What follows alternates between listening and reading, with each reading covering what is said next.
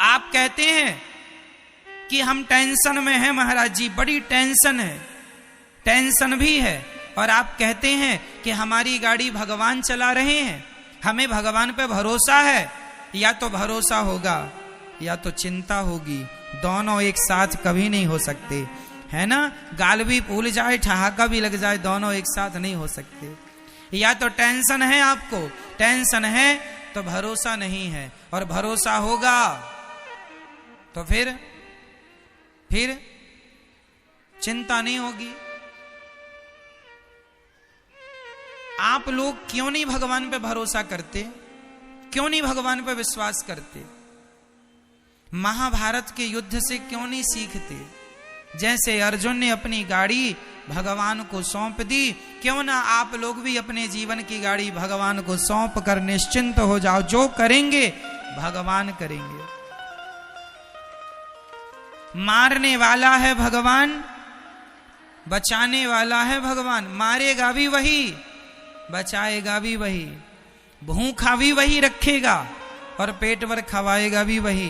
तो जब सब उसी को करना है तो फिर आप चिंता किस बात की करते हैं? अच्छा ये बताओ, आपका सोचा कुछ होता है? आपका सोचा होता है क्या? आपने सोच लिया कि ऐसा हो जाए तो हो जाएगा क्या? जब आपका सोचा कुछ नहीं होता, आपका चाहा कुछ नहीं होता, तो हम कहते हैं आप सोचो ही क्यों? क्यों सोचना है? सब भगवान कर रहे हैं, उन्हीं को करने दीजिए, हम तो देखो निमित्त मात्र हैं।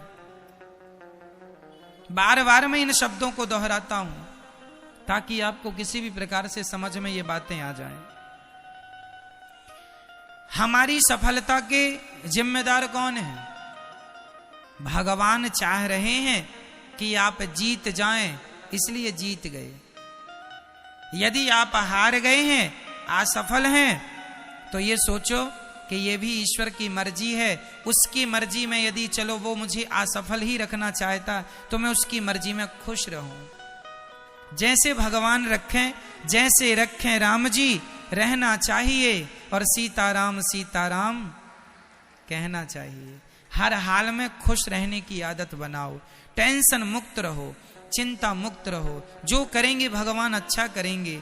एक पिता को चिंता होती है, महाराज मेरी बेटी सयानी हो गई है, बताओ मैं शादी करूं, लड़का ही नहीं मिल रहा है, महाराज जी बड़ी टेंशन है, बेटी का विवाह कैसे होगा? भाई लड़का देखो तुम मन लगा के, कर्म तुम करो मन लगा के, चिंता ना करो, जब समय होगा अपने आप हो जाएगी। तुम कर्म करते रहो लेकिन चिंता ना करो। आप लोग चिंता करने लग जाते हैं। भैया को जगाइयो जरा। चिंता नहीं, चिंतन करना है। क्या करना है? क्या करना है मेरी मां? चिंतन। जो करने वाले हैं वो कौन है करने वाला? पितामह भीष्म ने प्रतिज्ञा ले ली, कल के युद्ध में पांडवों को मार डालूंगा। ये प्रतिज्ञा किसने ली थी महाभारत में? भीष्म पितामह ने। द्रौपदी दौड़ी दौड़ी रात्रि के 11 बजे आई। अरे कन्हैया सुन रहे हो, मेरे पतियों को मारने की प्रतिज्ञा पितामह ने ली है, बताइए मैं क्या करूं?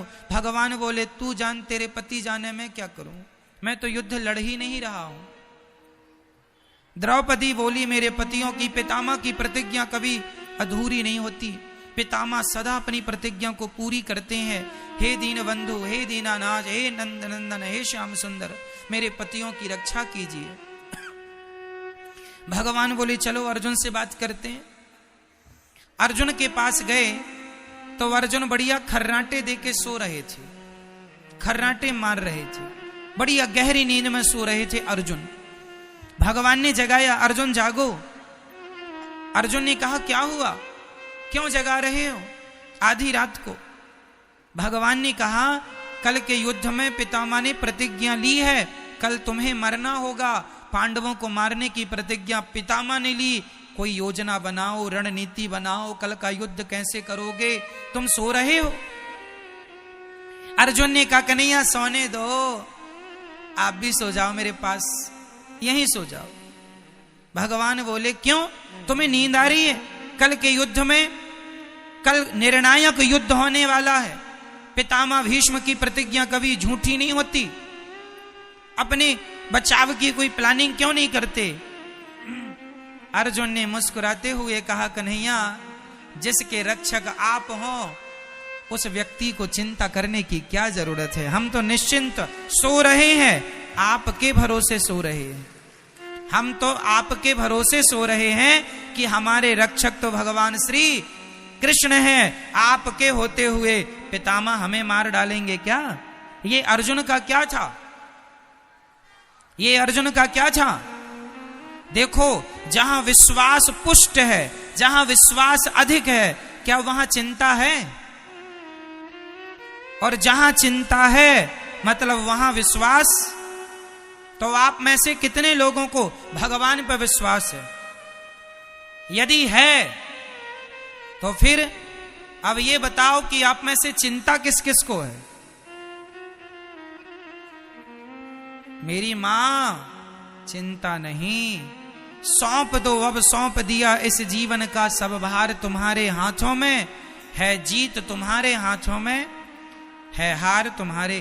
कर्म करना हमारा काम है, कर्म करना हमारा काम। कर्म हम करें, उसका परिणाम क्या होगा ईश्वर जानते हैं।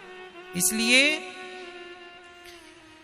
निश्चिंत हो जाओ भगवान के भरोसे। टेंशन नहीं, चिंता, खुश रहा करो, प्रसन्न रहा करो। ये सोचकर कि ये आज बताओ सूर्य भगवान आए, किसकी मर्जी से आए, आपकी या मेरी? बोलो मेरी मां। आज रात होगी किसकी मर्जी से? ईश्वर की। ये सृष्टि चल रही है किसकी मर्जी से? हम लोग लड़कपन से जवान हो गए, जवान से बुढ़े हो गए, किसकी मर्जी से आप बदल रहे हैं? आप क्यों नहीं, कल पैदा हुआ बच्चा आज ही जवान क्यों नहीं हो गया? उसे जवान होने में क्यों 20-25 साल लगते हैं? तुम्हारे हाथ में सब कुछ है तो तुम पैदा होते ही जवान हो जाओ ना। क्यों? तुम्हारा कुछ भी नहीं है। तुम्हारी ग्रोथ जो दिन दिन होती है वो तुम्हारी मर्जी से नहीं होती, ईश्वर की मर्जी से होती है। इसलिए सब ईश्वर के अधीन है। भगवान का चिंतन करना सीखो, भगवान पर विश्वास करना सीखो, भगवान के चरणों में आत्मसमर्पण करना सीखो।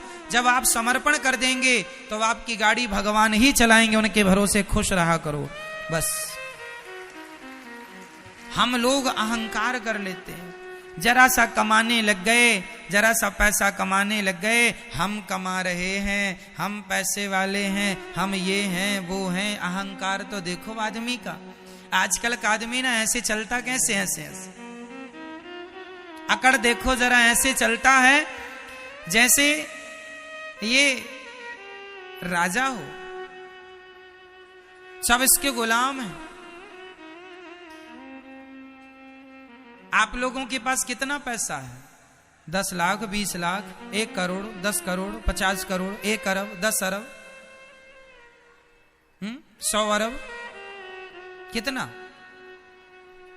जितना बोल रहे हैं इसी के अंदर होगा जो भी होगा।